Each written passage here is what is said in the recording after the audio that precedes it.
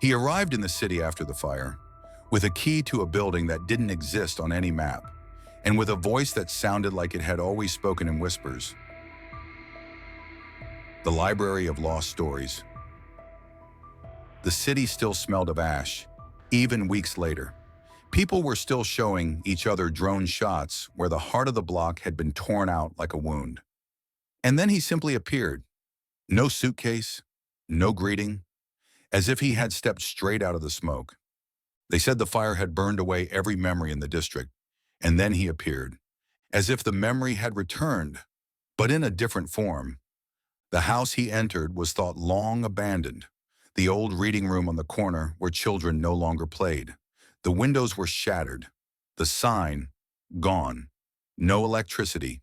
And yet, the night the first autumn rain fell, a light blinked in the window. Old, warm, like the glow of a desk lamp under which people write not out of duty, but out of longing. The first to notice was a teenager named Ian. He'd run away from home, not for the first time. He had a backpack, wet sneakers, and a bitterness with nowhere to go. He was looking for a place where no one would ask questions, and he noticed the reading room door, slightly ajar. No caution tape, no lock, no creak, as if someone had been waiting. Inside, it smelled of books, not library books, not paragraphs and catalog numbers, but the kind kept in attic boxes with notes in the margins, a dried petal between the pages. Hundreds of volumes lined the shelves, all without titles. A man sat at the desk, in glasses, a knitted vest, a face that looked like it had been taken from a black and white photograph. He looked up at Ian and said, "You're early. Most don't come until after 30. Ian didn't understand. He sniffed and asked, "Is this a bookstore?" The man shook his head. "It's a library, but not an ordinary one. Here we keep the stories you never lived." "What?" "All the what-ifs, all the somedays, all the maybe-thens." He stood, walked to a shelf, and pulled down one of the books, handed it to Ian. On the cover was his name. Only his. No title.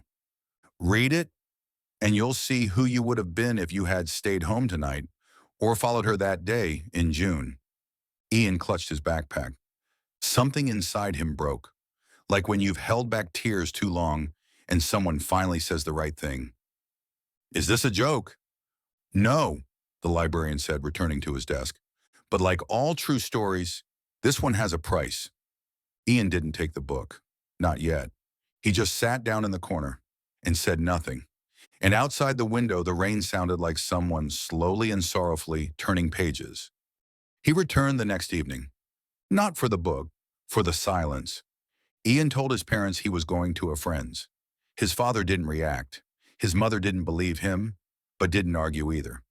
He walked the same route as the night before, only now his shoulders were relaxed, as if something strange had begun pulling him back. Not toward answers, but toward the place itself. The door was slightly open again. The lamp at the desk cast the same soft amber glow. The librarian sat with a steaming cup, writing in a large black book. His handwriting was neat, almost ruler straight. "I thought you wouldn't return," he said eventually, almost as if surprised aloud. "I just wanted to sit. Is that okay?" "Of course." The librarian adjusted his glasses, set his pen aside. "No one here asks why. Only decide for yourself if you're ready." Ian sat near the window. The shelves seemed taller than before. Or maybe he was just looking closer. Not a single familiar title. Not a single author. Just covers colored in ways that defied description. Some were soft, like velvet. Others cold as metal. A few vibrated slightly when he touched them. He stepped closer. "What if I don't want to know?" he asked, brushing the silver-edged spine of one book. The librarian placed his cup on its saucer, said nothing at first, then approached, leaning in slightly, as if searching for the right words. "Most don't, especially at first." He touched the shelf with one finger. "But eventually comes a moment when you've heard enough, even if you didn't want to, and then staying silent is harder than understanding." "So it's Like a choice? Not exactly, he paused. More like a voice you can't bring back, but you listen anyway, because it's yours. Ian sighed. What if it makes things worse? The librarian thought for a moment, took a book from a nearby shelf, flipped through a few pages, closed it again. Truth is often awkward, but it still rings out, even when you try to muffle it. Ian nodded, hesitant, but he didn't leave. He ran his hand along the shelf, picked a book at random, and froze. His name was on the cover again, but below it, a new line. A story where you didn't walk away from her. He held the book with both hands and didn't open it. Not yet. He just sat and waited. And somewhere below, between the floors, an old wooden stair creaked, as if someone else had just stepped in. He came in quietly. Ian didn't notice him at first. The man was older, maybe 30, maybe a bit more, dressed in gray as if trying to blend into the walls, hands in his pockets. His steps were soft, like he was walking across the memories. The librarian wasn't surprised. He merely looked up and nodded slightly, not as a greeting, but as recognition. You've returned. You knew I'd come, the man said, not approaching the desk. I didn't, the librarian adjusted his glasses. But when the door began creaking again, I guessed. He passed by Ian without looking, sat near the far shelf, ran his fingers across the spines. A pause, then a precise motion. A matte book, almost colorless, nearly weightless. He held it for a long time, didn't open it, like someone holding a letter they can't bring themselves to read aloud. She's still here, he said. His voice cracked. The librarian didn't reply at once. Then, almost in a whisper, she hasn't vanished. The man looked down. His shoulders dropped. I kept thinking about what I would have said if I'd been there that day. He didn't say what it was about, but the library grew quieter, as if all the shelves leaned forward to listen. He slowly placed the book back. Dust lifted in a soft swirl. He lingered, ran his hand along the spine, and left, without turning back, without a sound. Ian whispered, You don't remember his name? The librarian smiled faintly. I didn't write it down, but the book knows. It always knows who's touched it. Something in the shelf creaked, as if paper had just exhaled. On the third night, Ian came early. Inside, it wasn't just quiet. The air felt dense, like before a storm. The lamp glowed steadily, and in its light, dust danced. Slowly, as if it remembered every movement made over decades. The librarian sat at the desk, sorting cards. Unhurried, as if waiting for them to speak first. He held them like letters, studying, touching, bringing them closer to the light. Some cards trembled as if something invisible was being born through the contact. Are those them? Ian asked, leaning in slightly. The librarian paused on one of the cards, traced its edge with his nail. Words appear on them, sometimes slowly, as if someone's writing from inside you, without even realizing it. Why? Because you started once, but never finished. He didn't look at Ian. His fingers glided over the paper, as though he was listening not to the words, but to what lay between them. He pulled a drawer from under the desk, solid, wooden, with a thin slit in its lid. He opened it, and before Ian's eyes, a new card slid out, slowly, reluctantly, completely blank. Just a faint indentation along the edge, as if someone had held it before. The librarian held it up to the light. Ian held his breath. Then, the first line emerged, barely visible ink, like on misted glass. I never said... The librarian looked at him. They don't appear by my will. He stroked the paper with his finger. Only when you're hiding something, but can't keep it in anymore, even if you're silent, even if you won't admit it. He placed the card before Ian. The paper was dry.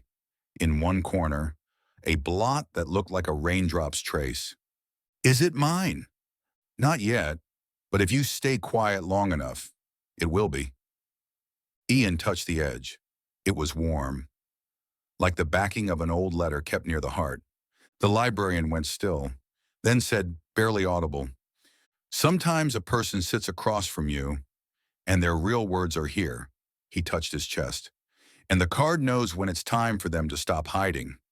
He nodded toward the far wall. "See that shelf? Behind it, a gap." Ian stood, approached, between two cabinets, a strip of darkness, narrow, as if it wasn't there or had always been, but not for everyone. Back there is a room no staircase leads to. No door, no logic, only when you've almost given up, but choose to go anyway. He didn't ask permission. He simply entered. And behind him, very softly, the floor creaked, as if someone who'd been standing still for ages had finally taken a step. The room was smaller than he expected, more like a storage closet than a hall. Dust hung in the air like a memory you couldn't brush away. The shelves were low, filled with notes, rolled up pages, notebooks without covers. Everything looked unfinished, as if people had left mid-sentence. Ian walked along the wall. His fingers touched edges, soft, worn, sometimes with childlike handwriting. One page held a single sentence. "If I had told her the truth then, she would have stayed." He stopped. Beside it, a cloth-bound book, the stitching uneven. He opened it at random and saw his name. Not just Ian, his full name, his birth date, his city, and then someone else's life. He read slowly. There he was, but different. He stayed home that night, didn't slam the door, didn't shatter the cup. He said out loud what he usually swallowed, and someone heard him. Not right away, not completely, but it changed everything. He became someone else, not because things worked out, but because he didn't run.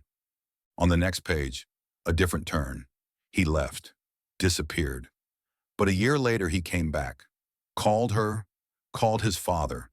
Just once. It was enough, not to erase, but to rewrite. But then, yet another story. He stayed, did everything right, and became a stranger. Quiet, closed, no fights, no fleeing. But inside, empty. He lost friends, stopped trusting himself. Every step seemed right, but it felt like living someone else's voice, without fire, without color. Ian stopped. What if this is me, he thought. What if I take a step, and it's all for nothing? What if it only hurts more? He closed the book, not abruptly, carefully, as if afraid to offend it. He glanced at the page with only an ink blot. It didn't move. It was waiting. Behind him came the librarian's voice, softer than usual, almost a whisper. Not every story leads to light, but darkness isn't the end either. Is this about me? Maybe. He sat beside him, not looking directly at his face. Some pages stay blank, even if you read them to the end. But if the ink is still alive, you can go on. Ian didn't answer for a long time. He left the room. The corridor seemed brighter than before, or maybe he was simply seeing differently now. The librarian was waiting by the desk. He didn't ask what Ian had seen, didn't offer tea, just gestured toward the shelf nearby, the one furthest in shadow, the one no one ever approached. "And that?" Ian asked cautiously, almost whispering. "Those are the books that never got a name on their spine." He stepped closer. They were thinner than the others, some fragile, like letters. One had a school notebook as its cover, another, a piece of coarse fabric, hand-stitched, but all had bare spines. No name, no number, no time. What happened to them? Their authors knew what they wanted, but never stepped forward. Couldn't. He ran a finger along the dusty spine. They left, but the books remained, still waiting. Ian slowly brushed his fingers over the nearest cover. It was warm, as if it still held someone's breath. You wrote one too?" he asked suddenly. The librarian paused, looked away. "Yes, one dot."